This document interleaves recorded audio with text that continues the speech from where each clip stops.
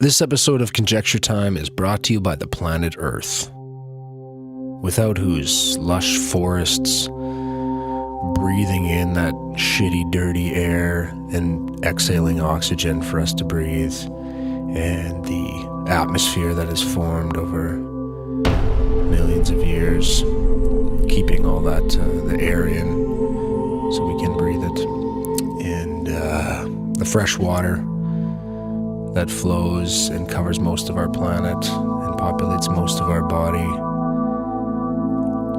The planet Earth. Our playground, our litter box, the place we call home. The place where you eat, the place where you shit. Planet Earth. You, me, Brad Wall, nobody would be here without the planet Earth. Nobody would exist without the planet Earth. To find out more about planet Earth, go outside. Go outside. Go outside. Go outside. Go outside. Take a walk. Take a dump behind a shrub. Climb a tree. Go for a swim.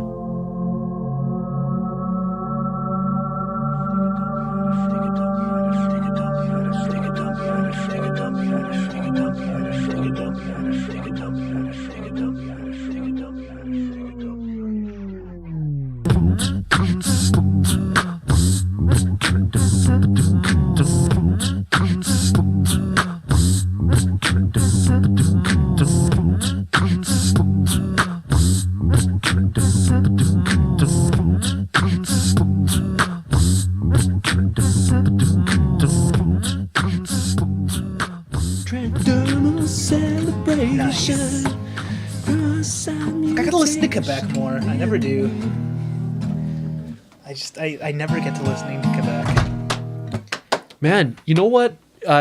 They just did a 20th anniversary release of Jagged Little Pill. So I checked out some stuff. Fuck, that's a good album. Fuck, the great album. Jagged Little Pill is 20 years old. Yeah, hey? Yeah, right? That's the thing about my 30s, is that everything that I thought was cool is turning 20 years old, and it's a thing. That's right. Because like, I remember in my 20s, it was all just like 10th anniversaries. And now, Marc Ronson? Wow. Marc Ronson. The Uptown Funk now is like, think of this whole generation where that music is brand new. But it is... Yeah, no, I've heard iterations of that. Totally I've heard at least 2 to 3 cycles of like the return of Michael Jackson style production. Yeah. But you think about the 16-year-olds original out there one? right now. It's like that's brand new. I thought I sent it... Quincy Jones was a god. I know I sent it to you, but did you see Marc Ronson and those guys doing I Sat by the Ocean? No. Oh, yeah. I'm sure that was I sent great. that to you. Yeah. That was so stellar. good. Stellar. Yeah, unbelievable. Like, you know the Queens of Stone Age song? I Sat by the Ocean. Which album is it off? It's off the new one. Okay, no. Okay. I love that. That's a good song. Okay. Anyway, that one. Got it. And I didn't know the name.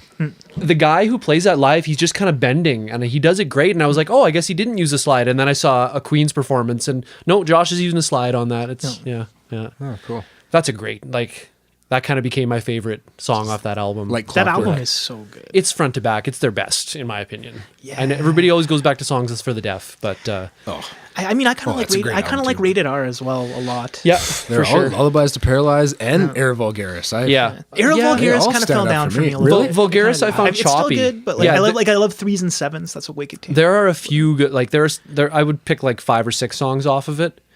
And I always said Lullabies was my favorite, and then recently I listened to it and there was like a few skippers on it for me too, but some amazing tracks. Little Sister was such a great single when it came out. Yeah, it was a great single, yeah. Cowbell right in there, man. Yeah. Man, I really appreciate how different the production is on all their albums. Though. Oh, yeah. They're not like, Yeah, it's it's not like true. they just found one sound and stuck with it. Yeah, No, Air you're right. Vulgaris was Yeah. totally different. Totally different. Crunchy Well, I mean, and It really was. I mean, yeah. Homme, like, he already like made a pretty big leap by just doing stuff that sounded nothing like Caius. yeah. You know, like, Yeah. and then to change their sound with every album. I liked him better when he was on that Canadian kids TV show. What? With the giraffe and the... Oh no, Friendly Giant? That was Bob Homme, sorry. Was that his name? Yeah, it was his name. Right. Yeah. You knew this. I still don't even know. Like, it's Josh Homme, right? That's the. It's it's just Homme, yeah, or Homme or whatever, yeah. Homme. Something Finnish or something. It could be. Yeah, It's weird heard- because you're Canadian. You see it as just Yeah. Yeah. No, he's Josh, man. Yeah. like Finnish and British or British and Irish or something like that. Scandinavian makes sense. Him and Jesse Hughes were on a Comedy Bang Bang podcast. The two dudes from Eagles of Death Metal. And yeah, they like to dabble in the comedy scene too in LA and stuff. Oh yeah. You hear them pop up once in a while on a comedy podcast. Yeah. Well, Homme was really good on Maron. Mm-hmm. We're gonna do a meta podcast. We're just gonna talk about other podcasts now. Yeah. Yeah. Yeah, there's a lot of fodder there. But yeah, that was a really good episode where he I think that was the first time that he talked about what happened to him with his infection. He had done too much meth and he got one of those methicillin resistant staph infections and it just about killed him. And do you know about that? Yeah. it Well, seemed I've heard people tell the story. Yeah, I have not heard that. I heard the podcast, but I didn't hear him specifically address meth. It's not like he really danced around. He danced around it, but he was very clear that we were doing too much of something we shouldn't have been doing. Yeah, and I remember he said he know was that up for 12 days straight. Yeah, that's what he said, and I was like, well, I know what that is. Right. Yeah, I could assume too. I didn't know he had some infection. But that's just crazy. He died. Man, yeah, he sounded like at that point like he was just kind of becoming a man again. Like he sounded pretty weak and feeble and it's true. vulnerable. Yep. And then made that album, which is the best. Yeah. Yeah, theirs for me. Man. Yeah, some of us are just born with that where you feel like you just have to keep birthing something. It's true. I don't know. What do you think of the sort of tortured artist thing? I think it's very real, but it's just how some artists dwell in that, and some of them use it as some artists make their best albums when they're in the tortured artist stage, and then come out of it and everyone hates their stuff after they've kind of worked through their shit. Yeah. Where some of them try to milk it, or like Elliott Smith, I was like, he's known for that, Yeah. He is the tortured artist, and yeah. Well, there's just the list of names is long of people who were that and then perished. Just they didn't find a way out. Mm-hmm. I guess that's why they made such good music. It's like a reckless driver is the most interesting driver to watch, right? Just flying down the highway. Yeah, that's true. Yeah, unpredictable. Whereas an artist who's not afraid to go out on the ledge and shake some shit up and say stuff other people haven't said. But there's still plenty of people who go there and you don't have to live a self-destructive life to explore those kind of darker things. And true. I mean, the example I always think of somebody who got through it is Trent Reznor. He was he had addictions and he was lots of depression and stuff, and he just kept making music about it, funky, catchy music about it that was really good. And then at one point he just kind of got through it, and he's through it now. Mm-hmm. And people hated his last album. Yeah, people always, because he had the one he made his only. Get that needle back in your arm, Trent. Yeah, his only happy-ish song ever, and they were like, people were jumping ship. Well, and Eminem too, right when he made his recovery album, everyone's just. My thing with Eminem is he just hasn't stopped yelling for a decade. Every song he's just yelling the whole time. And I think on that album he's got some mellower stuff. It sounds like he's in the middle of his I got 12 that steps or something. Okay, yeah. I got that impression about 5 years ago or something. I was like, you know what? I got to listen to all of his records just to see what's going on. Because I knew his first two. Yeah. And then I had kind of just fallen off. Yeah, me so too. I thought I'd listen to him. And I didn't really hear much on those, the 3 after that or something that really grabbed me. But that was before the Marshall Mathers 2 came out and stuff. So I don't know. Yeah, I think he's dabbled in a little bit of everything, done ton of collaborations and just explored all the ground he could. But he's another one of those guys who went through a huge recovery period. Went sober. Yeah, but my brother's really really into hip hop, and he'll share some stuff with me. And the when they do the BET Awards, they'll have little breaks, and they'll have a cipher where it's just a bunch of guys in a parking garage, and they're the one he sent me was just it's all black and white, and it's Eminem and 4 other guys, and they just all do a verse. And Eminem's verse there was better than anything I've heard on one of his records. And this was 3 years ago or something. I was like, why is this not on his records? It was weird. But I love that stuff. Yeah. Did you hear the new Dre? No, I haven't heard it at all yet. It's way different. Yeah? It's like you wouldn't recognize it as a Dre album. Really? Yeah, it's interesting. Yeah. Yeah. Okay. I heard another producer that worked on it, Focus was his name. I heard All right. an interview with him the other day. He was talking about it a little bit, but I still haven't listened to the record. Yeah. I think that Dre took a page out of Kendrick's book for that. Like it's a lot more like rhapsodic, and it's got its ups and downs, and all the tracks are like different from each other. And Right. yeah. And there's like one track about just how you got to work your ass off. Like the one track is just about how he works harder than anybody else, and that's why he is where he is. Right. Which it's not really what you'd expect from Dre, but There's that one Kendrick Lamar song too, that hook that always sticks in my head. It sounds like a woman's voice. But, shit don't change. You gotta get up and wash your ass, nigga. If shit don't change, you gotta get up and wash your ass. yeah. I love it. Yep. Just straight up. Clean that ass and get a job. Yeah. There's a track off of Outkast's first record, Get Up, Get Out, and Get Something. Very much the same vibe. Yeah. Southern playalistic Cadillac music. Yeah.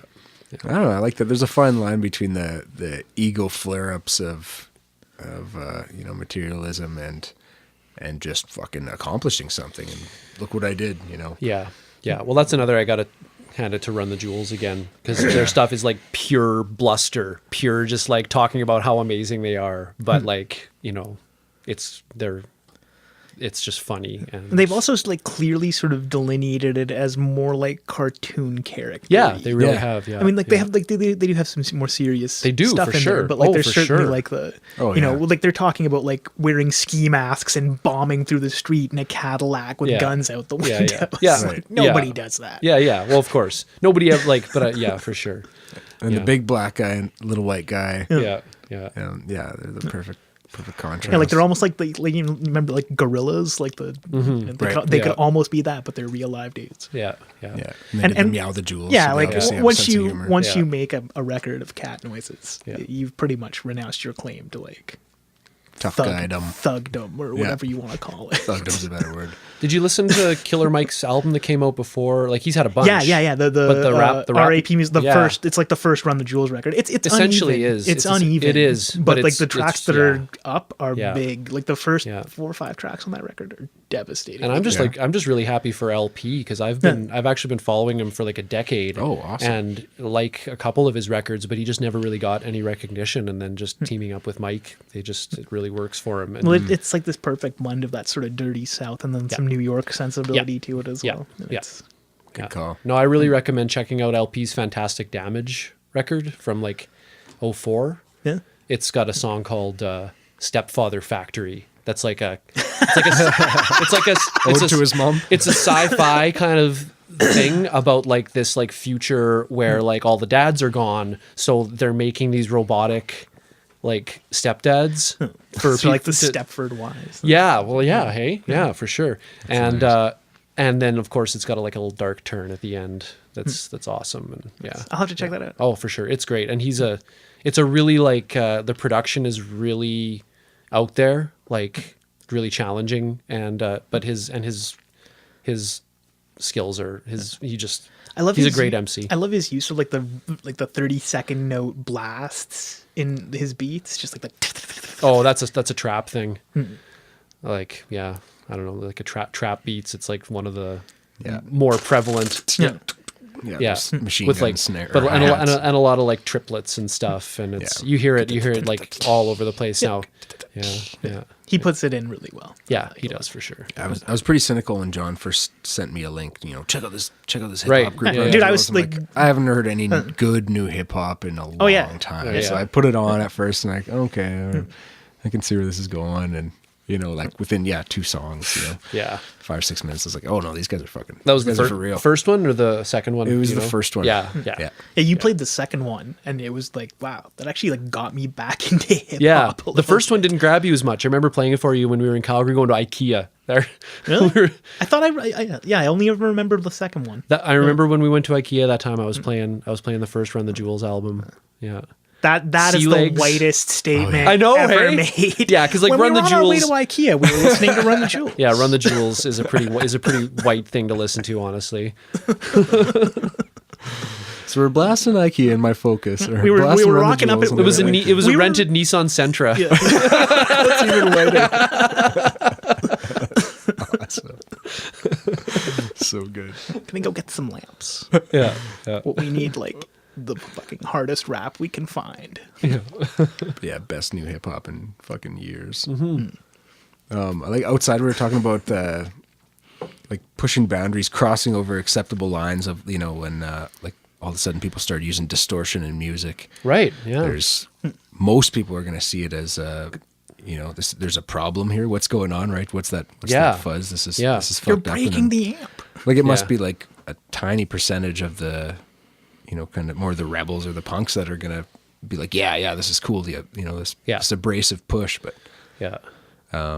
you see that a lot of points in music, and you see it in images when all of a sudden it's acceptable for 18-year-old girls to be, like you can see their labias through their outfits and stuff like that. Like, I don't know. I just find it interesting, those lines of like, yeah, you couldn't have distortion, or distortion was like the most evil thing in the 60s. And then like now it's, bands are worshiping the devil and it's whatever, it's no big deal.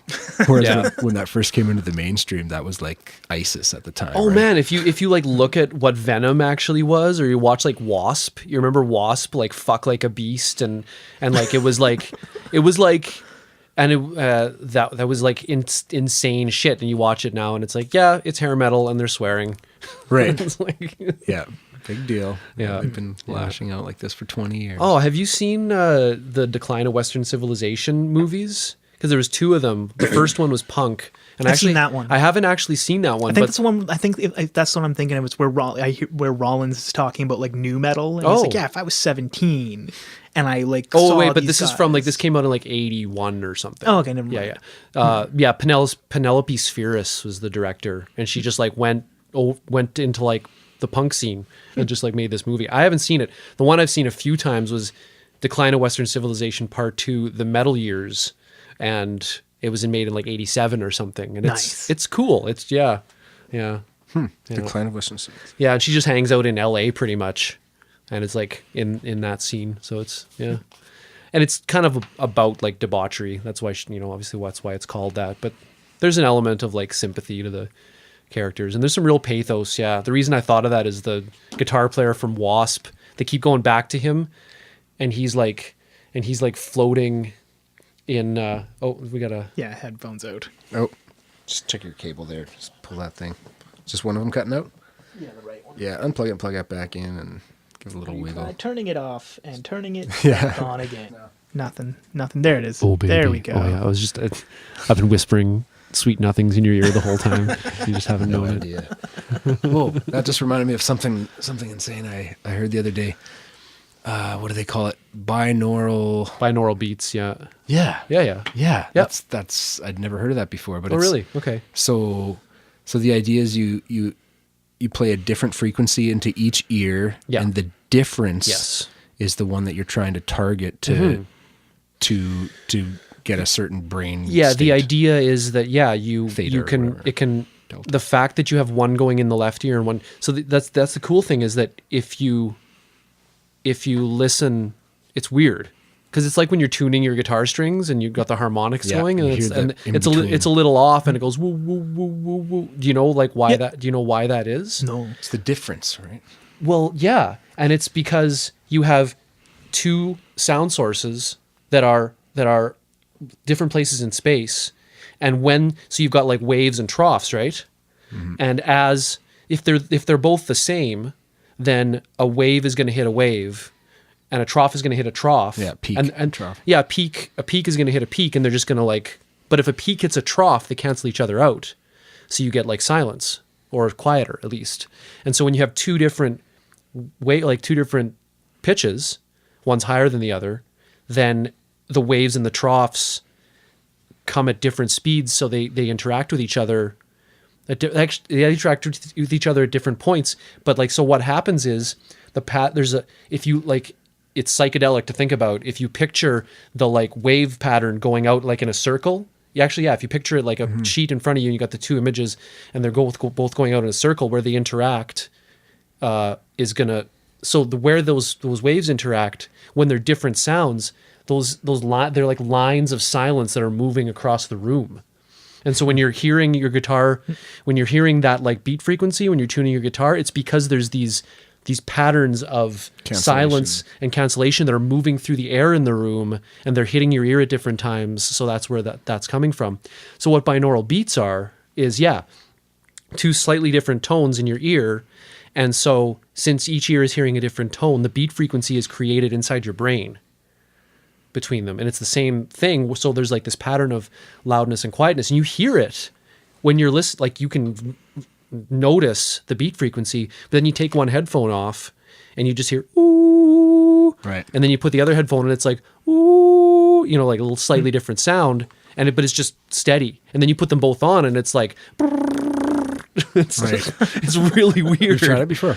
Yeah. I've never like worked with it. Right. I've never like, because you're supposed to like. Is it theta or a delta so state? Can you manipulate it like musically, or is it more just? It's like... the idea that different brain, like theta and delta, like theta is like say 7 hertz or whatever. Yeah, 7.3, I don't know. and delta is like around 10 hertz. These different brain states of when you go in meditation. Yeah, the alpha state is like the half awake state, hypnagogic state, where you're like half awake and you get all sorts of weird images in your head. And that's also like a meditative state. You can learn to just like turn off your brain chatter, and then your brain enters that alpha state, and that's where like, just kind of you can free associate. And it's kind of like the watcher state. It seems to put you feel a little bit more objective. Yeah. Right? So the idea is that you can trigger different frequency brain waves in your brain by using these binaural beats.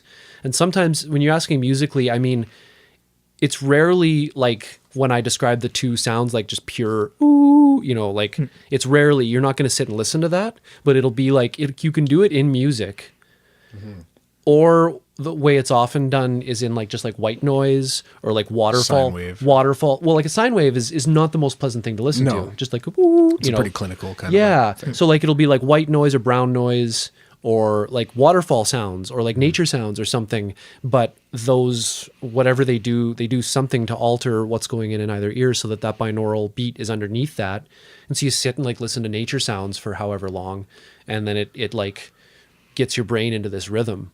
And I've never really worked with it, but no, I just heard about it like last week. It came up on some other podcast I was listening to, and it fascinated the shit out of me. I thought I got to look into this, but I haven't written it down until now. So. I had like a binaural beat like generator 15 years ago or something on my computer. Really? Might have been a Cool Edit plug-in. I'm kidding. I just wanted to make a Cool Edit reference. It's awesome because I could dial that in. I could put just sine wave generators on each ear. You could do that. You could do that right now. Yeah. But this podcast would just go up like 10 levels. You'll just hear a bunch of thud. You'll hit the floor and start convulsing. Yeah. Wrong frequency. But you can just found the brown note. That's right. Yeah. But you can just get them for your phone, and then just to like sit and listen to it. And like some of them are for like meditation, some of them are for relaxation, some of them are for like productivity.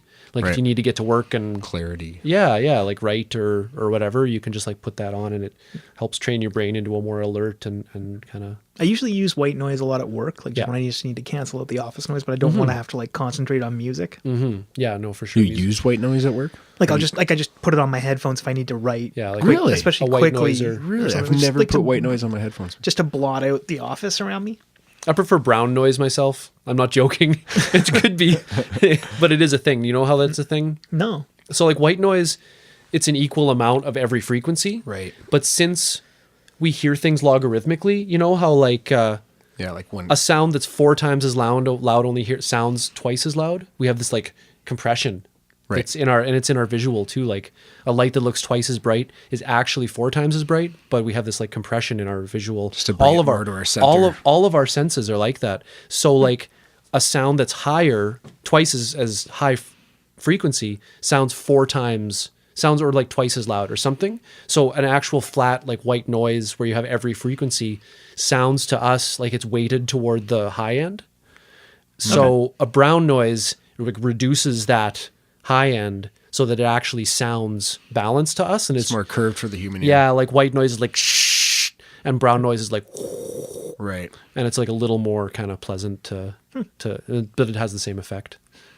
Yeah. Good to know. Yeah. Yeah. A little more like if you're in a I'm cave. curious what's going to come up when I'm at work one day and I Google brown noise. Yeah, that's the whole thing. Is just Google brown noise along with blue waffles. You'll I don't even know that reference. well, You- you're gonna have to You'll just Google have it. to I have to Google look it up here. Oh geez. Blue waffles? Oh boy. Okay. That's going to be bad. If there's anything you're gonna take from my contribution to this podcast, it's An that. image you Blue can waffles. never unsee. Yeah. Oh, fuck.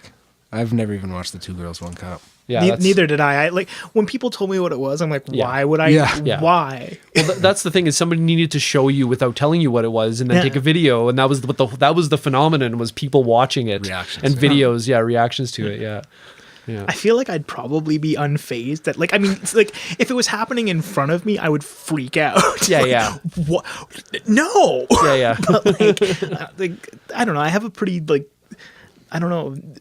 I'm pretty decent. Like once something is on a screen, like I'm Right. pretty desensitized. To Yeah, it, fair enough. You Honestly. know that it's like It's already happened. no. Yeah. Yeah. No. Like I can't Yeah. make that not have happened. yeah. It Yeah, is true what enough. it is. Yeah, true enough, yeah. Like if I was there, I'd feel like I had to intervene. Like, what are you girls doing? Put these robes on. God.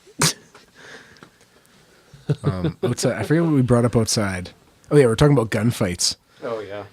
And that just made me think of how weird it is. I think there's a lot of things. Like you mean like the old West dual style, Old not West not dual just style, like yeah. yeah. 10 paces or 20 paces. Yeah, or whatever. exactly. I And don't with even- quick draw and all that. Yeah, Exactly. Yeah. And I can't help but think, but like how many of those kind of things that we have obviously never been exposed to in person, like our images of them are just implanted from movies. Whatever movie has the most famous gunfight scene, Sure. or war scenes, or any of these things that we've never been exposed to in person.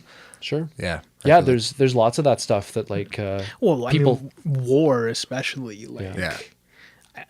people have no conception. I Or mean, just for like, what Africa's like. It's like, I saw Blood Diamonds, that's what Right. Africa's like. It's, Yeah. Or whatever movie is like kind of most prevalent in your mind. yeah. Relates to these kind of foreign situations or places. Madagascar. It's just a function of like, I mean, our brains are made to like see patterns, and so if something happens in Right. your experience, in your like, you perceive something happening more than once, you're like, well, that's a common thing. Yeah. And you really, on a really deep level, you really don't know that a movie is fake. No. Like you wouldn't watch a movie and get excited in any way if you didn't. That's the suspension of disbelief, right? Like if you were like, we wouldn't really enjoy movies if we were just like, oh, that's an actor saying some lines that some screenwriters wrote, and I wonder what camera that is. And some people, like, you think about that a little bit, but Right. the reason you love movies is because you're like, oh my God, what's going to happen? And so that's like at a deep level, you're going like, this is really happening. Right. And so, yeah, it's critical thinking is so important because you can see something. People make movies about something over and over again because it's an exciting thing to make movies about, but that doesn't mean that it has any likelihood of ever happening. And people think they know. No, I know. Right. But like when you talk to people about like what the threats in their environment are, like my kid's going to get kidnapped and like there's going to be a terrorist attack and and it's like, No, it's- your kid's gonna get diabetes and your house value is gonna tank. yeah, that's, I mean, yeah. Stats. like, Yeah. if you really want to bring it home, Yeah. But I saw it on the news that this kid got kidnapped, and it's like, yeah, there's one kid in Canada Yeah, over like- the past year or whatever. No, like, yeah, I can whatever. assure you, stories about kids who don't get kidnapped are kind of peter out. Like, Yeah, Bryn, you should be writing stories about all the kids that aren't getting kidnapped. Yeah. Go to schools and be like, hey, did you get kidnapped? No. Hey, no, her neither. That's the story for today. Exactly. I can. Hi, I'm out front of St. Mary's School where no children have been kidnapped. Yeah. We can each probably easily ramble off 5, multi-million-dollar movies that are centered around kidnappings. But I'm trying to think if I've ever heard of anybody that I've actually known has been kidnapped. I know one. I've known one person who got kidnapped. Yeah. Yep. And was it by a family member? No, it was really weird. She was actually in a kickboxing class with me. I can't claim to have known her super well, but like I certainly knew who she was. Yeah. And like sparred, Yeah. trained with her a couple times, Sure. et cetera, et cetera. Sure. Actually, yeah, several times. But in any event, her sort of ex-fiance boyfriend type dude kidnapped her for. It was like super big news thing. It was, she like was, again, it was over a May-long weekend. He kidnapped her on the Friday, Crazy, beat her up, and like, then they got found in like a field. 3 days later, she got away, and like they were just dehydrated. I heard about that. Yeah. I heard about. You knew her. That's crazy. Yeah. But I mean, it was really weird because I didn't make the connection because the photo that the police put out of her didn't look like her at all. Like, at least not to me. It was just not, I just didn't recognize it at first. Yeah. Like, and I only realized it was her when I had to cover the court case for the dickbag boyfriend. I don't know. You never want to be that hard. Like, the circumstances in people's lives are insane. You never want to be like, I mean, like, he needs to not be out in the world doing what he was doing, obviously. But I think there was, and that's another thing is that's the other thing is like the idea of like psychopaths and like how people have these ideas about them that they're all murderers, and it's like, no, you don't know that there are like probably a dozen psychopaths in your life that are just living their life because that's what people do, and then also that like when somebody like does something like that guy may have been a psychopath. I mean, his history is terrible too. But that's the thing is he probably wasn't. He's probably just a really damaged, person who isn't a psychopath. But people will immediately jump to that and be like, "There's something he was, evil." Yeah, exactly. I mean, like, that's not. You never want to minimize either. Like, I mean, what he did was effect was atrocious. The effect is awful, real. Awful. Yeah, the victim has to be like made safe as soon as possible for sure. Yeah. I heard this interesting take on it. There's like a Buddhist lecturer talking about, I don't know which country he was talking about, Burma or the Philippines or something. But when somebody does wrong, like somebody murders or rapes somebody in a family, it's like they almost have more sympathy for the guy that did the crime, the perpetrator. Yes. I just and that's something we wouldn't think of in our society. We're way too scapegoating, right? But if you can, if you've kind of sat with Buddhism for a while, you can see where they're coming from on that. But like obviously there's a ton of pain in that person, and imagine with their family, where they came from, and they're having to deal with that. Obviously, the victim is the person that needs to be protected. But if that's like an infection right there, right? That person that's going out and committing those crimes. Yeah. So they are the one that really needs that attention, the healing. Right? They need healing for sure. Yeah. I mean, it's almost like, I sometimes wonder about the sort of adversarial system where it's like, someone's charged and they face the person, and it's like you get the feeling that the two kind of just need to be separated from each other. Well, yeah. Do you know what I mean? Oh, for sure. We surround the victim with everything they need to try and sort of heal and move on to function, and we try and essentially do the same for the other person. Surround them with loved ones and support and like avenues to recovery. At the end of it, I still think there's probably people who just that doesn't end up working for. No. Possibly. But I mean, we put them. At that point, you do have to come up with some sort of box. Yeah. I don't think it needs to be covered in razor wire. No, like I actually like people complain about like the good conditions that prisoners have, and like I don't have a problem with it. Also, if do you want to be a guard in a prison where they don't have shit? Right, right. Never mind. Do you want the guards in a place where they like abuse those people to be out in society roaming around? Remember, they're coming back to society, and a lot of them are. A lot of them aren't, but like a lot of them are. That's not to mention the prisoners, right? If you brutalize people and send them back, but I mean also like just like the people who have to work in those environments. Well, exactly. It's not good for people to turn them into torturers or what have you. I mean, I don't know if we're in quite that boat here yet, but so if we just legalized drugs, then there'd be like half the prisoners in the prison, and we could spend the same amount of money with the people there just being, getting. Well, it's the same thing as like the housing first model. Like homelessness isn't a crime, obviously, but it's something. It's like a social ill, right? But it's like been shown over and over again that if somebody just has a home and food, and like maybe a support worker and like healthcare and stuff, people who like were homeless are all of a sudden getting jobs, because People want to Well, contribute. it's that sort of meritocracy model where it's like, well, no, like, or Yeah. that sort of lift yourself up by the bootstraps Right. thing, where it's like, well, no, you have to get clean and sober, nobody- and then we'll no, grant yeah. you a home. Yeah, but Well, nobody has ever done that. Everybody who has ever achieved Yeah, anything the reason those great, are, again, it's the same thing. The reason those are great stories is because they're rare and interesting. yeah, well, and even those people who supposedly, I'm doing scare quotes, pulled themselves up by their bootstraps, relied on like a community of people to support them in doing that. Nobody ever just did it on their own. Yeah, that's fair too. So like, yeah, it's just to me that's just like one of the biggest myths is that anybody just does it on their own. you Yeah, know? that you just feel shitty enough about yourself that you're just going to totally turn it around. No, you need to, when you do hit your, your rock bottom or whatever, your most vulnerable point, you need somebody to give you a hug to show you that there's still there's still love in for the sure, world. for sure. There's another direction. For sure. Yeah. And then at some point you realize that like whatever you've been doing to get what you want, which whatever kind of violent or shitty manipulative ways, you don't need to. Yeah. You can just be like, hey, I want this. And somebody's going to be like, oh, cool. Here you can have it, or let's talk about how you can get that for yourself or something. Exactly. You don't have to. Well, it's like the drug model. Like the more that you don't let people act as adults and take things away from them, the more they want to do it behind the scenes. The more you're withholding that, the more somebody, the more they want it. Oh right? yeah. So Yeah. That's the work that I do. Like I support people with disabilities, and there's just in that field, there's been so many. There's such a history of like restricting people. Like, oh, we found out you like Coke, or coffee is a big one. Well, you like coffee, hey? Well, if you do this and this and this, and you don't do any of this, then you get your coffee. And everything it's a reward and punishment situation. And like the way that we do things where I work is just like, oh, you want this? Well, you can have it.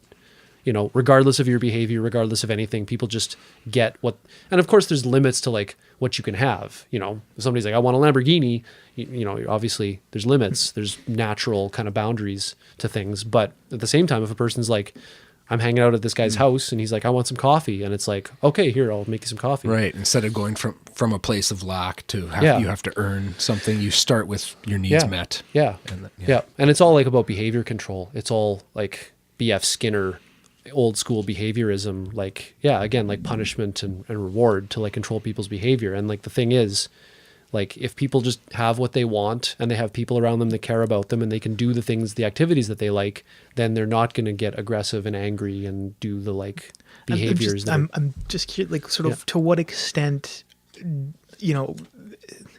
recognizing that these people have legitimately got disabilities, to what extent do you sort of allow them to make choices that are harmful to themselves? Well, like it depends on the level of harm, right? Yeah. Like the thing about it is there's a story. No one's suggesting that you're like letting them play with the toaster in the bathtub. Sure, but at the same time, but the question, that's a legitimate question that has come up because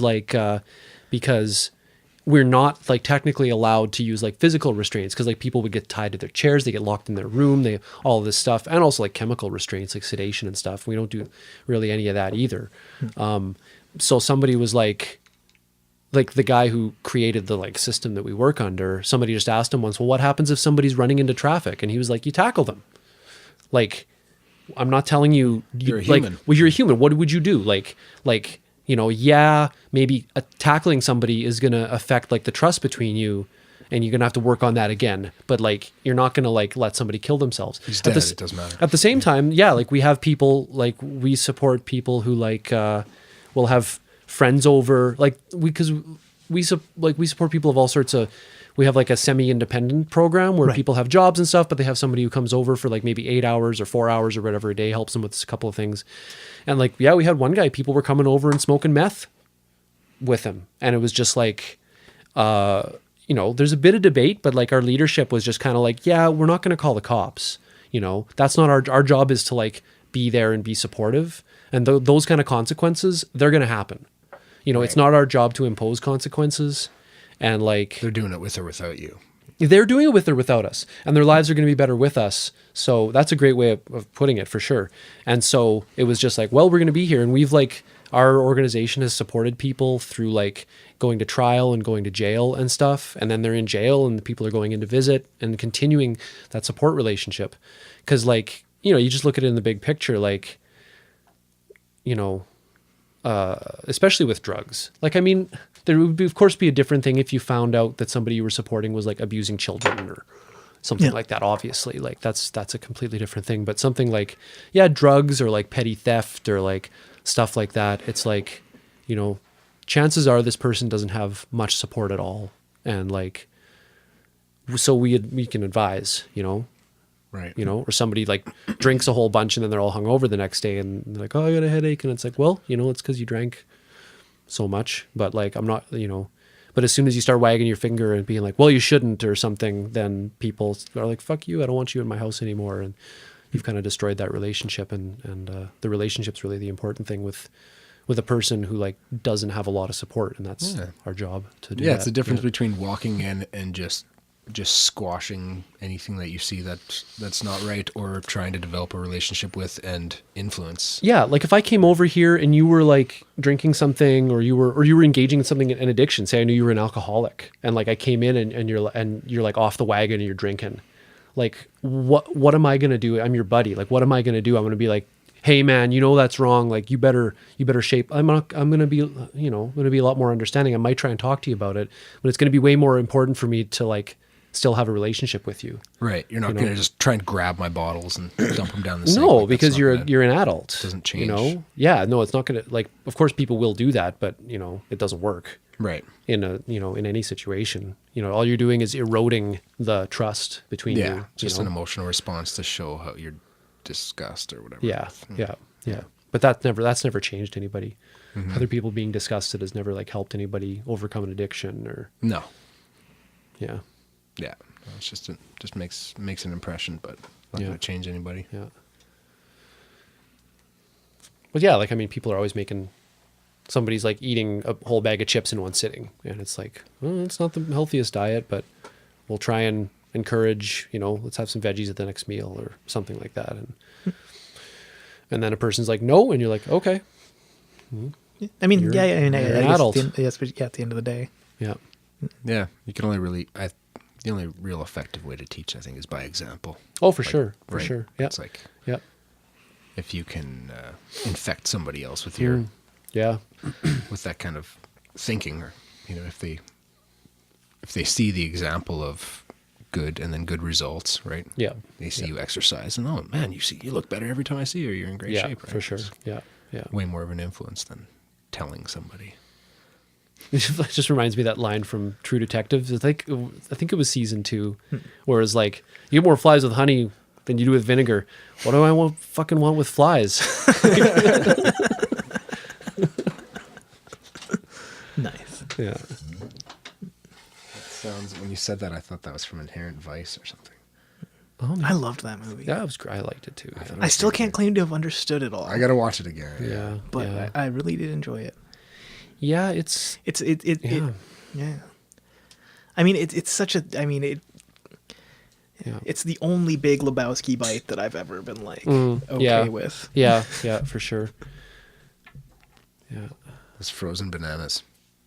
Oh, that's right. Yeah, that character, this frozen bananas. Yeah, well, I think that the key to that is the title, right? Mm-hmm. Yeah. I think that's like the key to like what the movie is about, and like it explores like a lot of themes around that, but like the concept of inherent vice is really kind of what it's about like trying to recapture something that's lost, and there's just so many examples of that, like and he explores that in so many neat ways, like that the fact that one of the characters is a dentist, right? That Martin Short character, like the idea of losing your teeth and like you know tooth decay and stuff is a part of that whole. Yeah, it's fun. Yeah, I have to watch it again. I remember just really I enjoyed the aesthetic of it and for sure, tons of humor, and I was distracted. I remember John beside me, he was on his phone for like half the movie. I was like, what's going on, man? And Jolene was stuck out in the lobby waiting in line for popcorn or something. First half an hour. So John's phone was lit up beside me the whole time. Oh man, yeah. But I like the vibe of the movie. I got to watch it again. It was a weird experience because I had read half of the novel at the time, so like up until a certain point, I like recognized the stuff, and then after that, I didn't know what was going to happen. Mm-hmm. So it was kind of it was neat. Mm. I wonder. I can just never learn enough or converse enough about so I feel like in the digital age, Snowden revelations and all that stuff, I feel like I haven't talked about it that much with any of like local community people. I feel like Twitter, certain people I follow and read on Twitter. Yeah. It just doesn't seem like part of the common conversation. If I said Edward Snowden, my sister, she wouldn't know who it is. Oh. But there is an interesting internet bubble where, like, if you spend a lot of time on the internet, you think that something is really common knowledge, and Right. then Certainly. yeah. like on a world stage, Edward Snowden is well known. Yeah. That the Snowden is less an example of something like that, but there are just like certain internet things that come around, and That's true. people and are really like, you think that everybody knows about them, Except for that stupid dress. I think that got everybody. That I dress, think yeah. even if you didn't have the internet, you knew I about didn't. I That heard was a- about that. that I was heard a crazy- that was just the weirdest thing, because it was like it almost had this vibe of like a tsunami or some sort of natural disaster where like It social really- media it was really lighting did. up, and people, like, I remember people in my office were just like, "Are you seeing this thing on Twitter?" Yeah. Just like explode. I remember that night. It was Must have like been it was a like day. Yeah. It was like or an evening or something where it just happened, and all of a sudden I just kind of saw this like yellow and, come on, don't you know it's yellow and or gold and white or black and blue, and I was just like, what the and I once I found out what it was, it just kind of kept happening, and it really snowballed. There it must really have been was. a super high profile assassination going on at that time. Just to make that blow They up. made a change in the Matrix. That's not the kind Look of over there. Yeah, I don't know. I feel like that's not the kind of thing that could get engineered. Stuff. Yeah. I mean, I'm not against thing like the Yeah, I idea. mean, like, there's a but- place. Yeah, there's totally a place where I do fall off the wagon with the whole conspiracy thing, where it's like I especially find that a lot of conspiracies are super like ethnocentric. Like, Oh, yeah. where are the Chinese Illuminati? Right. Like, there's well, there's Not flaunting if it. there's one like they're what 1/7 of the world's population, like or more like a third, I think. No, that's way too high. So No, they're like well, a but seventh, the original idea of the Illuminati is that they're like a sect of Freemasons, and Yeah. it's the thing that started in Germany and stuff. Yeah, but it's like, and know? where's like the Africa branch of the Illuminati? Like, Yeah. or Well, how do you keep something that huge and that long standing? Yeah. Like, especially Oh, like yeah. someone on I their know, deathbed is going to spill about that. oh, yeah. I mean, but then I just read lots of Robert Anton Wilson, and he talked about it a lot. And it's the whole thing of like the best place to hide is in plain sight. And the idea is that if you're, he who has eyes to see, but it's the fact that everybody's so like indoctrinated, and that's the idea of the Nord. Like, do I believe in like the good old boy network? Certainly, Sure, and that's the thing, of course. And- But like, and- do I and that's the believe in thing. like shadowy figures who sit in big ornate chairs and orchestrate world event? Like, I don't think any human system is smart enough to I hear operate you. at that I kind hear of a you. level. Yeah, Like, I mean, look at state governments, and how riddled with inefficiency and Yeah. idiocy they are. That might be Yeah, but- romanticizing it a bit to see the big ornate chairs thing, but I think at the end of the day, you're just naturally at the top of the pyramid if you have the most money or a pyramid. Yeah, sure. Like, I certainly and agree the that, like, fact yeah, is, like there's that the elite have influence. yeah, I'm not saying they don't. and people collude, people conspire. Like that's the thing too. But there's is that- also sort of opposing camps. Do you know what I mean? Like, there's someone always, like, every economic sort of movement is about someone losing and someone winning. okay. You can look at any, when the price of corn crashes, Right. raising cattle becomes cheaper and easier. So Sure. like you can make more money there. Sure. There's always an equilibrium in these sort of things. Well, so you that's why they you invented get banks. people pulling in every direction. Yeah, well, that's why they invented banks, because bankers can all agree that they all want the same thing. Right.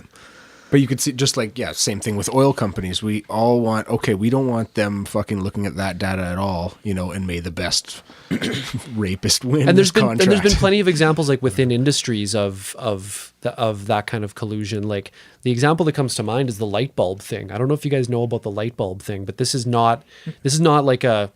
a conspiracy theory, but it's not like, it's something that did actually happen. Like, it's well documented. When I heard about it, I was like, really? And I did some research, and I'm like, no, this is well documented in like the 20s or the 30s, or like possibly before that. The light bulb manufacturers got together and decided, because you can make a light bulb that lasts pretty much forever. I've heard this. And they literally got together and decided that in order to stay alive as an industry, they regulated that they couldn't last any more than 1,000 hours or 10,000. I think it was 1,000 hours.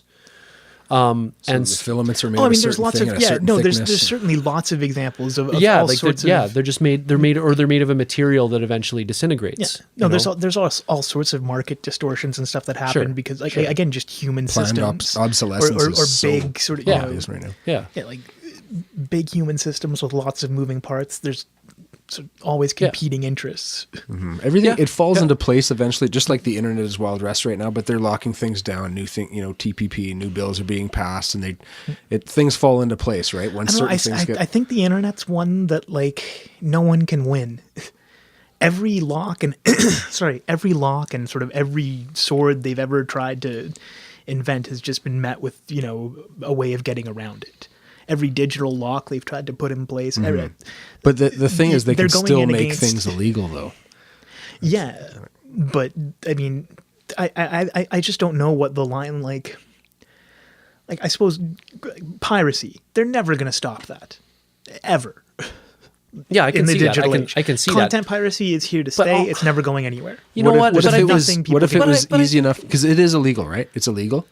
So what if it was easy enough for them to capitalize on it, just like sending us automated tickets with like cameras at stop signs? Yeah, but at some point you can't do that to such a huge slab of the population. You're right. It's a law that has no sort of general consensus. I completely agree with you. You're totally and right. we'll just elect someone who will change it. Yeah, as soon as they come up with a way of policing intellectual property, somebody will find a way to get around it and continue copying stuff. Yeah, as long as there's files in the world, there will always. But if there's 12 countries that all agree to that at the same time, maybe it's not that easy for us to change anything. I completely agree with you, but I honestly, and I'm not accusing you of this, but I think that in general, the way it's presented to us, I think that that intellectual property and this like piracy and stuff, I think it's a red herring. I think that it's a thing that people are really paying a lot of attention to and think is really important, but it's not like we're like the instruments of our oppression in general isn't intellectual property. Like the things that like the NSA is doing and stuff, and like the erosion of rights, are the real things that are like they're at least the shadows of the real instruments of our oppression. I just think that we talk a lot about like piracy and stuff and can it be stopped and blah blah blah, but I really don't think, like, for me, this little tiny thing, like, you used to be able to cross the American border with a driver's license, and now you need your passport, and like this whole like in this post 9/11 world that we live in, blah blah blah blah blah. That's this like way of, and it's just this way of excusing this continuing move toward like a police state and like the militarization of police and like the big thing for me too is like concentration of wealth, that like the 1% had 70% of it, and then this year they have 75% of it, and the next year they're going to have 80% of it, and that's a trend that's continuing. And yeah, he's going to edit everything else out, and it's just going to be this. Yeah. Just going to circle around. If you look on SoundCloud, there's a recording of Paul Stanley's crowd banter, like from Paul Stanley from Kiss, and it's just him going like, "Hello, Toronto, you're ready to rock," and he's just like and it's like 45 minutes of that, just all cut together. This is from us album, and it's really annoying, and it's hilarious. Like I dare you to listen to like 5 minutes of it. Yeah. I'll put it in the show notes. Let's make binaural beats of Paul Stanley's stage banter. I'll put the pitches, I'll lock them together, and then I'll just shift one. It'll put you into the frame of mind of sticking a gun down your throat. Yeah, for sure. If Kiss didn't already do that. Fuck, like the Gene Simmons show like ruined anything that was left of Kiss for me, if there was ever anything. Like that and the Aussie one, man. Seeing old rock stars stumble around their fucking obnoxious children. Yeah. Like, I'm glad I didn't watch the Gene Simmons thing, because I still have like the highest respect. It almost made like on the destructive on the destructive artist I thing. appreciate your sarcasm. No. On the destructive artist thing, I'm almost glad some of them flamed out so that I didn't have to see shows about them. Yeah. Like the Kurt Cobain reality show. Oh boy. Yeah. Oh, man. Kurt and Courtney take Manhattan. Oh boy. Could have been our future. I would have hated to see Kurt get old and fat and Yeah. just uninspired. Well, you just never know what's going to happen to somebody. Yeah, I don't know. I guess it just had such an impact on me, you know. Like, Yeah. time and place is so so important for you for albums or heroes or whatever, you know. I went like up and down. Like, you know, if I liked him when I was a kid. I was like just the right age to really be into Nirvana, and I learned to play guitar on it, and it was amazing, and I liked it.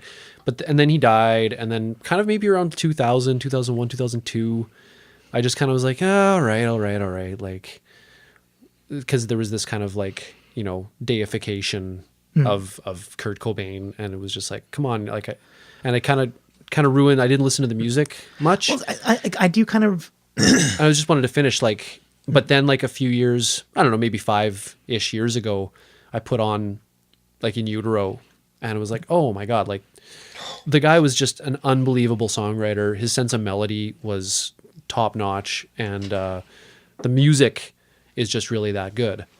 I don't know you never know what's going to happen to a person. Some people like stay pretty inspired and continue doing interesting things, and you just, Yeah, side note, other podcast mention, Marc Maron. You're welcome, Marc Maron. He had Steve Albini on his podcast. I saw week. that he did. I haven't watched it yet. It was awesome. I believe it. Yeah. That's good. Yeah. You're welcome, Mark. I feel like G-Stack has to get a shout out in this podcast somewhere. Totally. Shout out to G-Stack. Actually, I'm going to have him on. He wants to, he's doing a radio interview somewhere, and he's never really done any press, so he wants to do a practice. But I wanted to have him anyway, just tell his story. I haven't talked to him too much, see how personal he'll get, but he's definitely got a story to tell, man. Yeah, Sweet. for sure. Yeah, that's rad. It's fun talking to interesting people. It's the reason I keep showing up for work.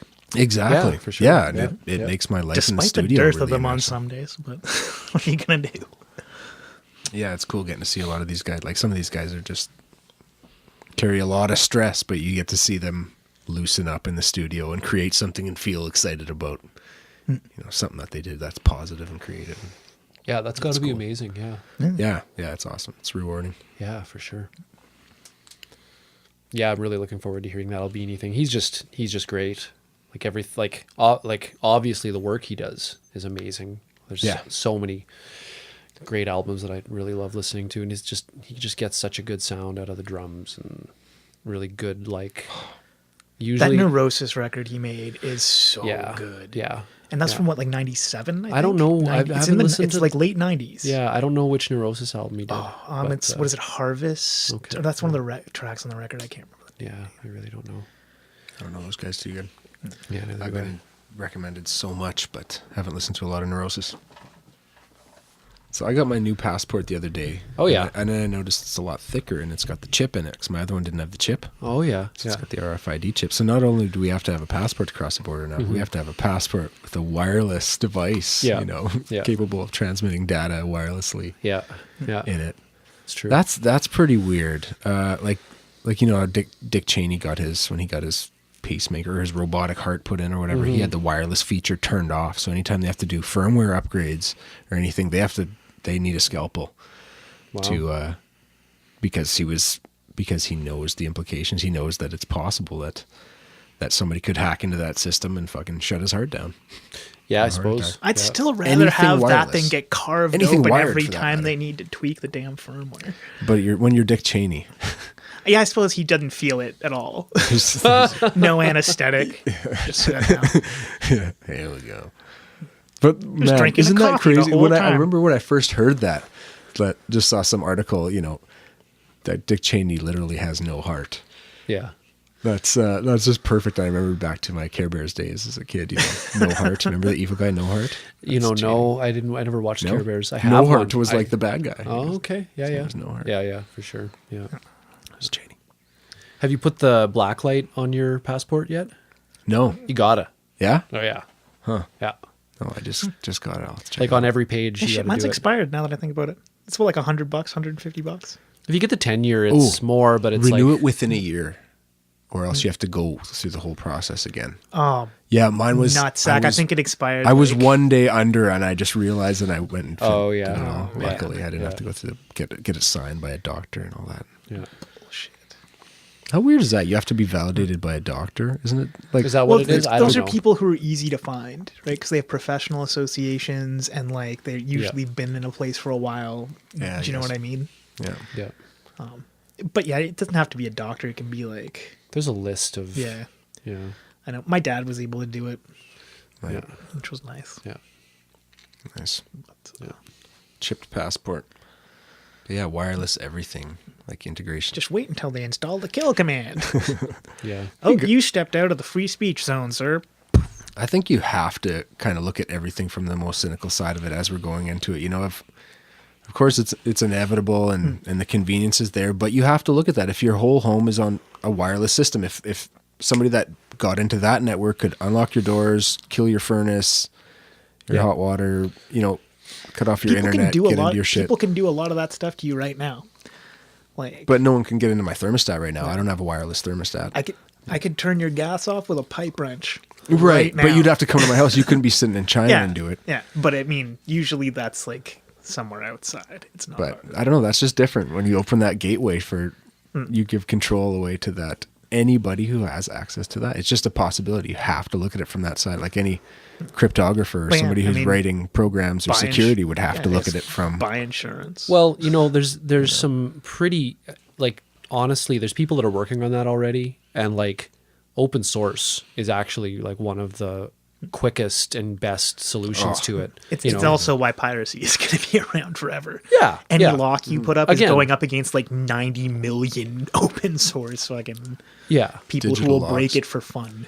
Yeah, that's right. And again, like piracy, yeah, it's just going to keep happening. And it's not even, I mean, technically piracy is like where you're copying things and selling it. You know, what the thing that most people are doing is actually, what is it? Unauthorized use. It's and like, 'cause like there is a legal difference Really? I between didn't know those. that. And like piracy is, by calling it piracy, we're going along with the top down message, Reinforcing that. That's them that's calling View it on it. piracy, even though it's Downloading. Sharing. File sharing, essentially. Yeah. It's wow. What a fuzzy picture that is. Because you're cloning something. You're not taking it away from anybody. You're taking a picture of it and handing it off, or not handing it off, but looking at it for yourself or listening. Well, you're also basically keeping a book on a shelf in your basement and essentially allowing anyone who wants to come and borrow it. Right. Yeah, it's like Like- the infinite library, or a holographic library. Yeah. And I mean, I think it's probably always been up to the artist to figure out a way to get compensated. Like, I'm just picturing like traveling minstrels, you know, they didn't have a contract with somebody that was, you know, they came to your town and they had to make sure that they got that, you know, if the people agreed to, that there was some kind of a contract, or else you couldn't keep being traveling minstrels, you know? And so Right. now, Just kind of agreed. You throw a piece in the bucket or something. yeah. If you're at the parade, you give them some. Yeah, and it's like, if you like what we're doing, please help make sure that it continues to happen. And that's why, like, there are, like, the first thing that comes to mind is Bandcamp for like an artist that's, well, I don't know who started it. I don't know the story of Bandcamp, but I know that, like, was it you that was talking about the 10%? Then Yeah. Well, iTunes takes 30, But, I think Bandcamp takes about 15. what I heard is it's 10%, but the way it works is you sell a record on Bandcamp, you get 100% of the money. You sell the second record, you get 100% of the money of the first 9 things you sell, and then the 10th one goes to Bandcamp. Yeah. They take their share. But they take their share last, and it's only 10%, and they take it last. Like, you get your money first as the artist.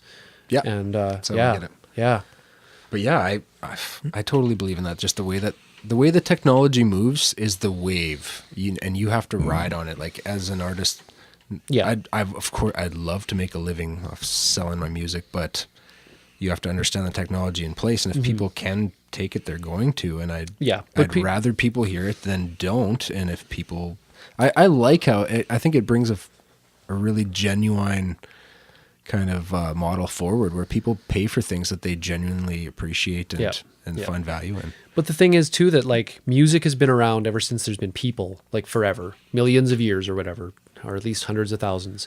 But like recordings have only been around for like what, 80 years or something? No, longer than that, but whatever, 100 years. Let's say 100 years, wax cylinders or whatever, right? Yeah. Let's say 100 years. The old phonograph. Yeah, but like the thing is, that's like in the scale of music, recording is this brand. It's like the shortest little fingernail of blip. It's just a blip, and so like the idea that should be the source of an artist's livelihood. Like artists people have been making music and whatever art forever. And like not being able to make money off recordings never stopped somebody from making music because there weren't recordings. Somewhere out there's the ghost of a guy who painted a freaking thing on a cave wall being like, no one gave me my share of the grapes they gathered that day. Yeah, the people who like walked by and looked at this thing. I spent all day doing this. I wasn't out hunting, wasn't out gathering. Maybe it's the universe's perfect way of equalizing it too, because there's just such a flood of artists out there. And the only people that's, are really going to push forward enough to finish their projects are doing it because they fucking love it. No one's making huge money off it. Yeah, and like, but there are still, but there are still people who are able to make some kind of a living, and it's because they have plans and they tour and it's like they make connections. They're riding the wave. Yeah, like they recognize that they have to like make their thing. Well, you have to be a touring merch salesman. Essentially. I mean. Yeah, there is a lot to that. Take to the road. Yeah. But now, what do you think of this? I mean, Big James impresses the shit out of me for having navigated, essentially every major city in Canada in a band for 10 years. Yeah, he's worked his ass off. Organizing tours, Jesus. What do you guys think of this, the way that everything's moving towards subscription-based models?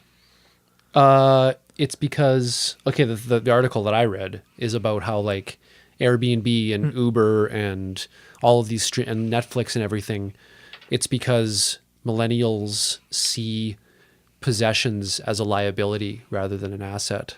Because you have a car, but then, oh man, it's like, I could buy a DVD, but then I got this DVD and, and then when the technology exists that I can just like pick a movie that I want to watch and watch it on Netflix, or like I just found out that I can rent movies. I want to own one set of perpetually clean clothes.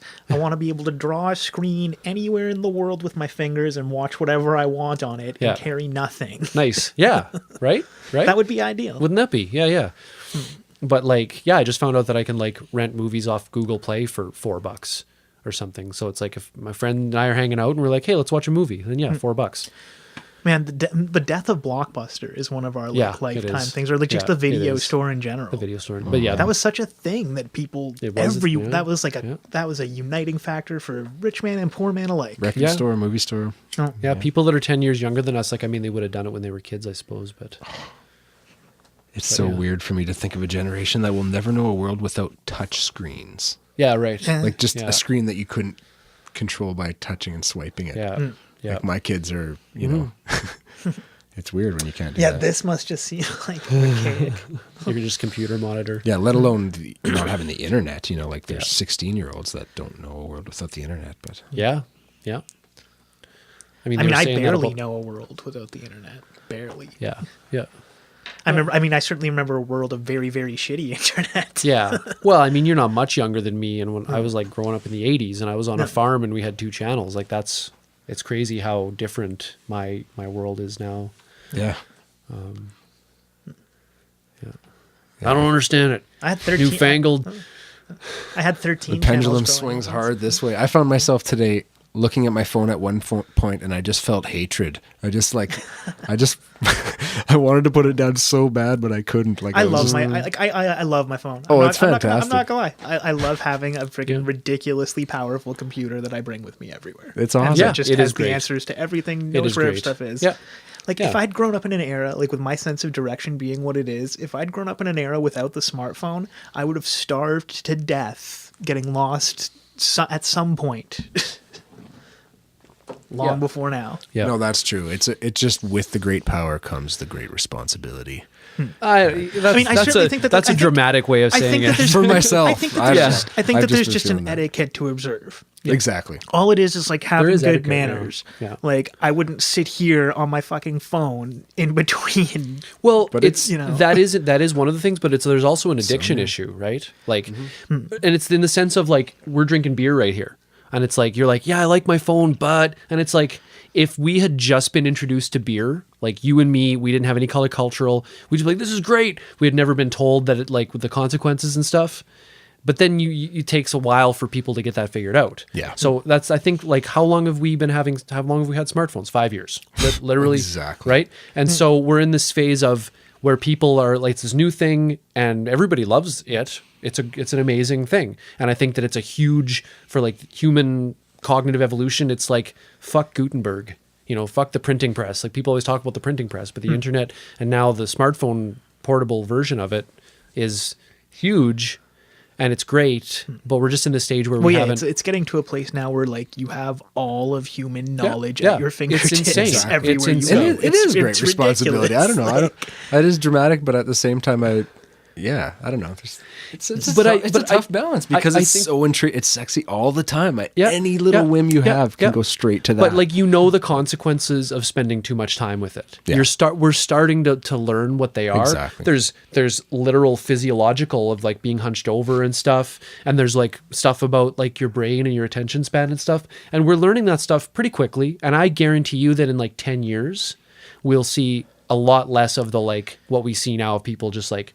Right. Just engulfed face in their screen. Yeah, because there are consequences to it. We're going to build it directly into their eyes. There is that too, yeah, for it's sure. New. It's a learning period. And we're integrating. Yeah, and you also said... Developing the etiquette. You also said about etiquette, and that's the thing too. People are like, don't you know that when you're out at dinner, you're not supposed to... And it's like, no, we haven't as a society created those exact...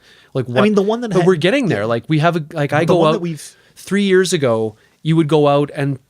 people would be on their phones and stuff, and now like if I go out with my friends, like somebody will get their phone out at some point, right? Because you do, because whatever, something happens or whatever, but like generally, I find people are just kind of interacting with each other normally, and recognizing will call you out on it, like even like subtly, even for sure, But when that iPhone 4 came out and the wave hit, like when the peak smartphone, like when people now we're at peak smartphone, but I mean that's a moving target, the biggest bump. That was huge. Everybody, I remember like working at Long and McQuaid, just fucking the boss's head was down, the assistant manager head down all day. They were looking at these things, just amazing, like getting apps and texting. And it's amazing how quickly it's become mundane. Like that's one of my things over the past few years has just been like, we don't think enough about how mind-blowing the internet is. Like it's just so like the internet, it's all around the world, blah blah blah. But it's like seriously, like before, like I mean, it was what is it, 2015? It was like, for me it was 15 years ago when I got on the internet, and that was pretty huge. But like the whole smartphone portable, you have it everywhere thing it's just like our brains are now, wherever we are, our brains are connected to all the other brains.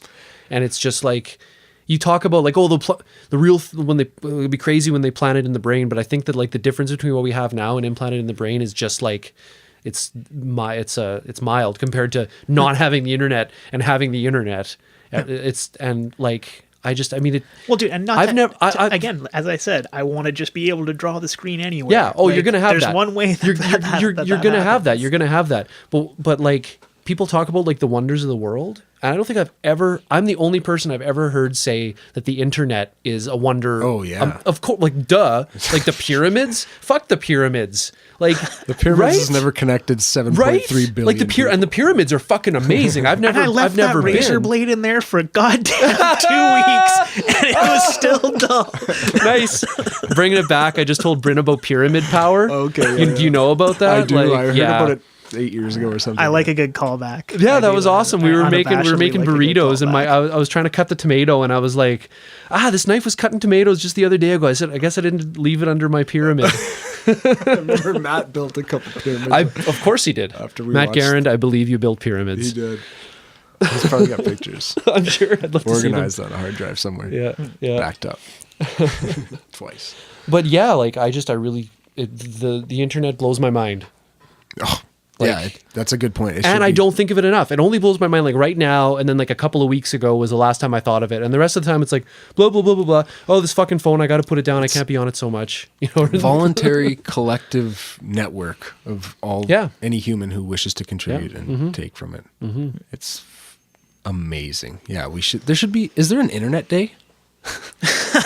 There should be. Every goddamn day, all the time. That's how mundane it is for us. There's a Columbus Day. That's how much it's just become Well, like once- it's Maybe just in the- 100 years it's there will be an so internet much day. the like natural evolution of our consciousness that Well, now once- people are just like blah blah blah blah blah whatever. Right. And it's like it's that makes it even more mind blowing because like even like the car when the car it was like whoa, and movies people getting like scared of the train coming at them and stuff and I don't know. I feel like the internet just stopped being cool once Al Gore said that he invented it. It's just like instantly, guys that guy. cereal. We can't build a statue of that guy like looking defiantly towards a proud future. Yeah. No one's gonna buy into that. Yeah. Al Gore.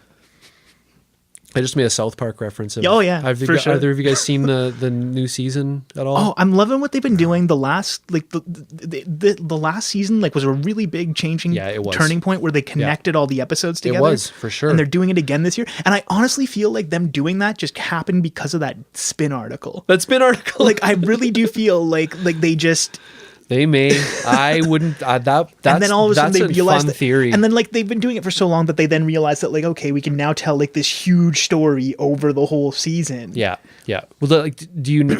I feel like you might not know what we're talking No, about with I the don't spin know article these and layers. stuff. No. Yeah. So I mean, I think it's a quick story. Like last season they did an episode where they wanted to have a birthday party. Yeah, it's And the throwaway gag at the Yeah, end. the throwaway, the plot of the episode doesn't matter for this because it was a throwaway gag. Yeah. They wanted to have a birthday party, and they said that they were going to have Lord there, and then it ended up being okay. it ended up being Stan's dad, Randy, dressed as Lord, and it was just a throwaway joke that Yeah, like, it Randy's was- dressed up as Lord and pretending like he's Lord. Yeah, and, that's all it was. and it was so stupid. It was this stupid impression of him going, Yeah. Lord, Lord. Like So- he didn't even sing. He just went, and it's Lord, for like Lord, Lord, and it's for Lordy, like Lord. 3 seconds, and he's in the background. Yeah. yeah. Yeah, it was like 'cause it was like they sort of left it unresolved through the episode. So then at the party, it's just like, whatever happened with Lord? And then it's like, Because it's something. Because it's like my dad works with somebody that knows Lord, and it's the boys. It's the boys that are trying to plan the party, and the girls are like bitching at them or something, trying to say that they. Yeah, either way, the biggest thing just is saying, that it's a yeah. total toss. It's a total toss away joke. Yeah. What ended up happening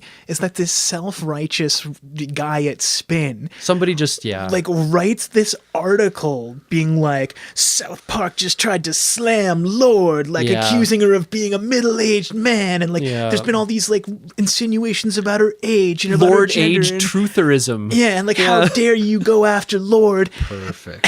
So then South Park, like the next episode, they just ripped into the guy. They must like, have got excited. Like, like, just oh, the here whole we thing go. went- The whole episode was about this how He's like, Randy they is do him up. actually Lord, but it's this like it's all hidden and like. But they've made this like a built-in theme of the show Yeah. that Now- Randy is now- now Lord. yeah, And well, they like, did and- last season. They haven't touched on it this season. There's a whole yet, like it's but- a whole They must arc. love when that It's a shit comes whole- it's a along. whole- That gives yeah. them some But the direction. beauty, like Oh, my yeah, favorite for is the sure. first Yeah. episode where they do it. They have the reporter is like they do him up all like gumshoey with like the press pass hat and shit. And everywhere he shows up, he's like I think his name's like let's say it's like Matt Jones. It's I can't- Brandon I can't remember. I think it's like Brandon Carlisle. It's or- Brandon Carlisle, and or then something and like then that. it's Brandon Carlisle is the real guy, Yeah. and in the show he's like Brennan Carly, Yeah. like the same name. Yeah, but he's just like essentially. whatever. He's like, yeah, Brennan Carly, Yeah. reporter, Spin Magazine.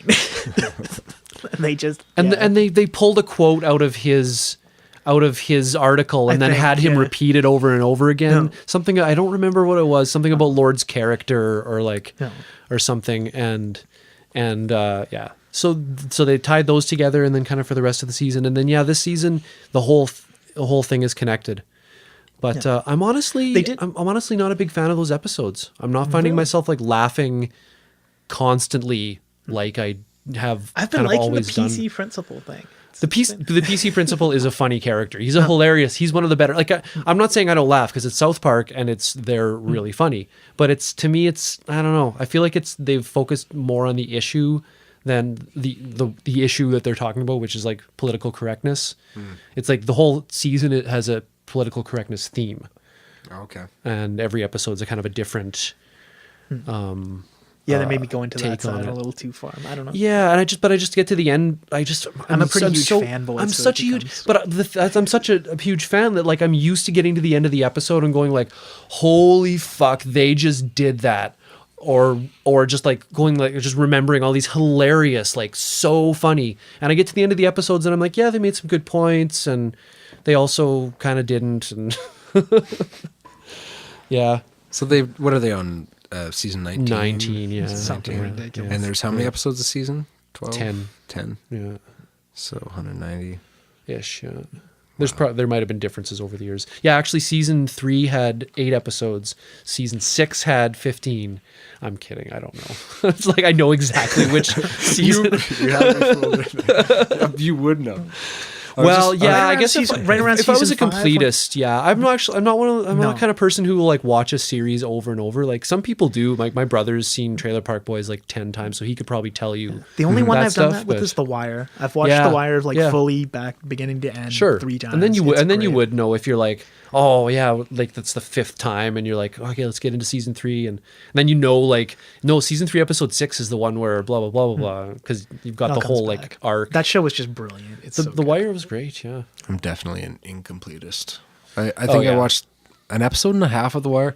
My cousin recommended it so highly to me. You got to So get through many the people first did. season. You got to I get through the watched first season. For one and a sure. half episodes, and I kind of felt like it was another cop show. But No, I didn't give it enough of No. it. I know that's No. what I hear from Yeah, everybody. no, for No. sure. I didn't let myself get in that much. You have to. I know it's great. Hey, it's Dickensian, right? That's Yeah. like the classic. It's like on the level of Charles Dickens's writing. Like, like I will go out there and say it's the best show HBO's ever made. Yeah. Ever. yeah. Well, Get through the first season. I'm waiting to break a leg or something one day where I can Yeah. sit down and Yeah. because I have a list yeah, of shit that I have to watch. And yeah, get for through. sure. Yeah, yeah. I don't But honestly. The Office is like the only thing I think I've watched through multiple times. I've watched through all 8 seasons, Yeah, yeah. a couple times at least. So it's anyway. That's one that I got into. Yeah, I watched a few of those. It seemed pretty funny. I love the subtle, the uncomfortable humor. Like Steve, Yeah, I like yeah, Steve Carell right, a lot, yeah, and yeah, Rainn yeah. Wilson was. Yeah, was yeah. awesome in There's that. there's all the lots of that characters for they sure. played off each other. Their dynamics were so. Yeah, I could carved. see how it was a good like cast, a good like. Yeah. It was a great show to enjoy with a girl too, like with a like. You know what? my I wife could feel get like into that. I feel like more people than not that tell me that they really like The Office. It's like Couples. I know it was couples. Yeah. Yeah. Yeah. No, that show succeeded a lot with like I know a lot of women I know loved that show. Yeah. It made yeah. sense. The first 3 seasons, it was just tension between Jim and Pam. Okay, you're just sure. waiting for them to get together. Sure. But yeah. there's Yeah. a sideline and everything else going on. But the writing in it's just genius, and the Yeah. humor was Yeah. Dwight it's just Schrute dry is- enough for me. Oh God. And Dwight Schrute, like in the little asides, like reality The TV when they fire have the person drill. aside in the room and they're giving their little commentary Yeah. on what's happening. No. Yeah, Dwight. It's fucking The fire drill, where he like cuts the mannequin's face off with a hunting knife. That's just making me think a lot about Archer, honestly. Yeah, You know, I that- which haven't is- given that show enough. Like every Yeah. episode I see, I laugh. It's almost like Tim and Eric to me, where because it's so scattershot Yeah. and just like it's just a joke shotgun blast to the face with not a. There's more than that. Yeah. There's some like good. The characters are awesome. Especially, it's like Trailer Park Boys. It's you know, animated, right? like trailer. Yeah, it is. Yeah, it's like how like when I first Yeah, no. when the I Trailer first Park but when I comparison's first saw totally Trailer Park apt. Boys, I was like, okay, yeah, I get it. This dank humor, and it's really funny and stuff. But then you get through like season 4 or 5, and you're like falling in love with the characters, and you're actually like shedding a little tear with like whatever's happening, and it's like, oh wow, this is way more than that. And Archer isn't that much. But it definitely has like they've built those characters over the seasons, and there's some great interactions. It's kind of like, you know how It's Always Sunny in Philadelphia, like every episode has like a different team up. It's like, let's see what happens when these two are going to do something, and then there's 5 of them, so you can always have these kind of different. Cool. And that's the whole like conceit of the show. And Archer's the same way. Like they're all such weird characters. And then they're like, what would happen when these two get on something they together? interact? Yeah, they get a plan and they start doing something, and there's I Hijinks. Hijinks ensue, indeed. Yeah, Gotta be few people. hijinks. My dad Gotta be. recommended that to me. It is good, but like I just find that like I can't crack out on it. Like I'll watch like an episode, maybe two, and then I'm just like, no. I don't think I. It's like I'm trying to think of what it like. It's like Cinnamon Toast Crunch. You know, when you were a kid and you just you just pound a box of it, and then you're like, I never want to see it again. And until you do like a month or two down the line, especially if it has really fast editing and brilliant colors, I guess. Kind of flash and I don't generally crack out on anything. Like I'll watch like 2 episodes of something at a time. Not even. I have smoked crack twice in my life, and both double crack. Yeah, but both they were like years apart. And the first time somebody was like, "You want something?" I'm like, I'll try it. I'll try something. And I was like, "All right, I'm high. Definitely high on crack." Yeah, that's like a stimulant. All right, cool. And then I was done, and they're like, "You want some more?" And I was like, "Nah, well, that was crack. I got to experience that." And then a couple, however many years later, somebody's like, "Hey, you want?" I'm like, "Yeah, all right," and have like a hit, and all right, now I'm high on crack. But the whole like you're gonna want more right away. Right. It's like no, thanks. Yeah, if you don't huddle up in a. So no, I did not crack out on crack. Nope. Yeah, that wouldn't be defined as cracking out. No. But but like crackletting. I got caught up on crackletting. Cracklay. Note. Crack. Sorry, you're talking about Archer. Oh yeah, just that like I think I had to catch up on 2 or 3 seasons, so it took me a couple of months or whatever, right? Yeah. But yeah, it's really dense. You're totally right about that. But a lot of my favorite stuff is like dense like that. You just got to take it in little doses, and then. But that's the cool thing about that is that then I can go back and watch all those again. I haven't watched it for a second time, but I probably will because I'm going to pick up on a lot more than I did the first time, and I know that for a fact with that. Which then there's nothing wrong with just going back to something because you're like, I want to have those same laughs again because that was awesome, or whatever, But with Archer, there's enough crammed in there. You remember that Mitchell and Webb Look? Oh, so good. Oh man. Yeah. No, yeah. That's one you should write down to watch. That Mitchell and Webb Look is. It's called That Mitchell and Webb Look. They had a radio show called That Mitchell and Webb Sound. Yeah. And once they got on TV, it's stellar. It's so good. Yeah. It was like sort of mid mid 2000s. Yeah. It's sketch comedy, and it's British sketch comedy it's so good. Just like the way Key and Peele is like these 2 dudes who make sketch comedy. I love sketch comedy. Their sort of asides are so great. Like, it's very like break the fourth wall-y. Like the sort of tie-ins between the sketches are basically them just being like doing the show. Right, and backstage bickering about something. Yeah. Look, we've gotten the rotation wrong. It was supposed to be hit, miss, hit with the sketches. So it's kind of like Larry Sanders, like they're half the show is them running the show. Not quite like that. Well, like, the sketches are much more like it's like a sketch. It's like sketch. I just mean that the show is part of it. You're right about that. Yeah, for sure. Yeah, that is. You're right about that. It does have that same kind of documentary feel when they're doing that sometimes. Yeah. So sometimes, for sure. Yeah. It's usually them like doing something ridiculous like around the show. Like, it's true. The one guy wanting to wear blackface for a sketch, and the other guy's just like no, not again. I love that. We can't have this conversation. But that's funny though, because that's a clever way to write that into a sketch. Was it? It's one of those. It's one of those like it's that whole George Carlin. There's no bad words. There's you have to, you can't like. You can't have a discussion about racism in America without the word nigger cropping up. And if you can't say it, like, it's the Louis C.K. Don't say the N-word. All you're doing is making me say nigger in my head. Yeah, for sure. Yeah, that's true. Yeah, of course it's how you're using it. Never call someone that. Yeah. Like, ever. Yeah. Never, like, homie. Yeah. Never denigrate someone with that. You crept in there, Dan. Yeah. but I don't know. I mean, the fact of the matter is, you can tell if it's mean-spirited, it's fucking obvious, right? Yeah. Actions have consequences, and like, I'm pretty sure that the consequence of you saying and me saying nigger right now, like, okay, I just said it, but like the consequences. If somebody is really mad at me for just saying it, then whatever, we can talk about it. Right. But like, there is a difference between using a word because you're talking about it. And you're like putting it on the table and being like, this is what we're talking about right now. But like, you know, if somebody wants to confuse that for me being a racist, Right. you know, like I'm word. talking about racism. And that's the thing is people mistake. I find it especially to be a conceit of like the news industry Oh, and other yeah. places where it's Yeah, like yeah. he may or may not have said. Yeah. Just it's Yeah. Like I have this thing where like people mistake something that's about something for being that thing. Okay, so the example that I have, have you guys seen Antichrist, the Lars von Trier movie?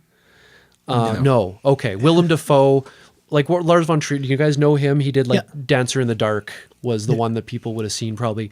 But like I love Antichrist. It's essentially like it's this horror movie. It's like horrific and it's like there's like people doing violence to each other.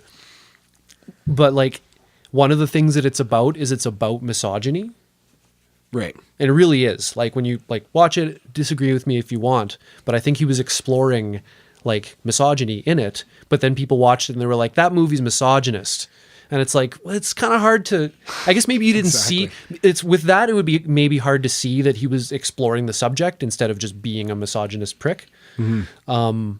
But like, to me, I watch it and I'm like, wow, he's really exploring this. So it's really hard to, it's like Louis C.K. said nigger and I'm saying it right now. And he said it in the context of a way better bit than I'm involved in right now. But like... doing the breakdown. Yeah.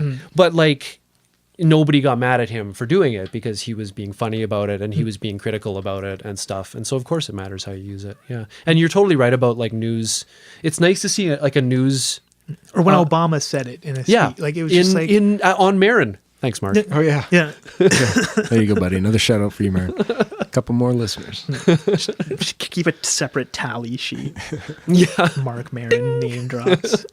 There's 4. It's becoming the knights who number. say. It's becoming the knights who say knee all over again. It is, yeah. Well, I've got a little number in my heads-up display every time we say it now. Nice. Putting that into my smartphone right now. Downloaded Marc Maron reference counter app.